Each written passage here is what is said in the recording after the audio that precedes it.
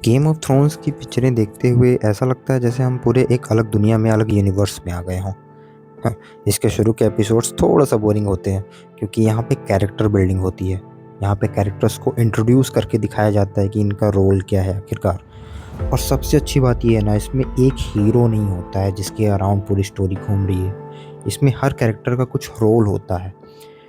जब मैंने game of thrones शुरू की थी तब नहीं पता था कि इस यूनिवर्स में इतनी सारी चीज़ें हो सकती हैं। आज नाइट ऑफ द किंगडम आ रही है, इतनी सारी हाउस ऑफ द ड्रैगन्स आ रही है, सब कुछ देख डाला।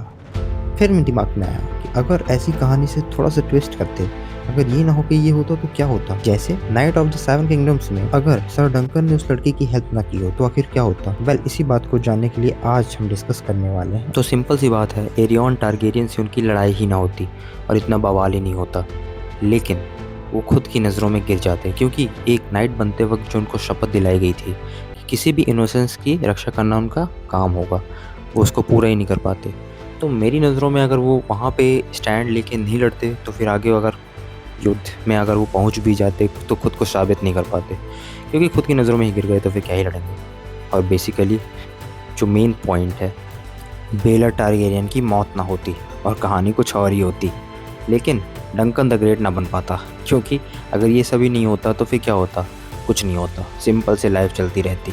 इसलिए कभी कभी जो हो रहा है अपने साथ लगता है कि थोड़ा गलत हो रहा है, लेकिन कहीं ना कहीं अगर हम खुद पे स्टैंड लेके सही कदम उठाएंगे, अपने आप की नज़रों में सही रहेंगे, तो हमारा अल्टीमेटली जो होगा वो सही ही होगा। नाइट ऑफ द बुक्स में फिर डंकन का नाम ना आता अगर वो वहाँ पे खुद का स्टैंड लेके उसकी हेल्प ना की होती उस लड़की की।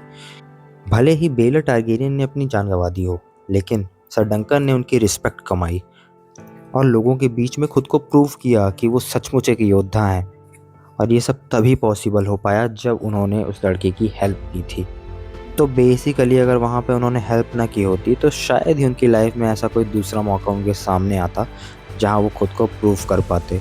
भले ही लड़ाई में वो शामिल तो हो जाते, लेकिन वो कुछ कर नहीं पाते। इसलिए कभी कभी जो हो रहा है वही सही होता है, हमें उसको मानकर उसमें आगे बढ़ना चाहिए और अपने पूरे ट्रुथफुलनेस के साथ उसका सामना करना चाहिए।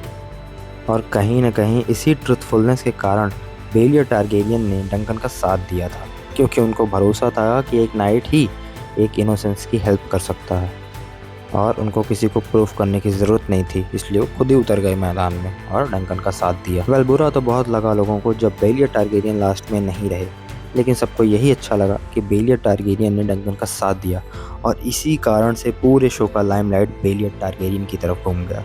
ये अच्छी चीज़ लगती है मेरे को कि मतलब एक हीरो है डंकन द ग्रेट है, लेकिन पूरी कहानी सिर्फ उस पर टिकी हुई नहीं है, सारे कैरेक्टर्स का कुछ न कुछ रोल है और इसी तरीके से एक स्टोरी बिल्डअप होती है, एक कैरेक्टर्स बिल्डअप होते हैं और फिर फाइनल स्टोरी बन पाती है।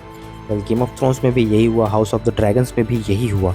सारी स्टोरीज हम थोड़ा थोड़ा करके डिस्कस करेंगे और देखेंगे कॉन्सिक्वेंसेस, अगर ये ना होता तो क्या होता। मिलेंगे आपसे अगले एपिसोड में, आज के लिए इतना ही। Thank you very much for being so kind listeners. See you soon in the next one. Till then, this is Vedi signing of.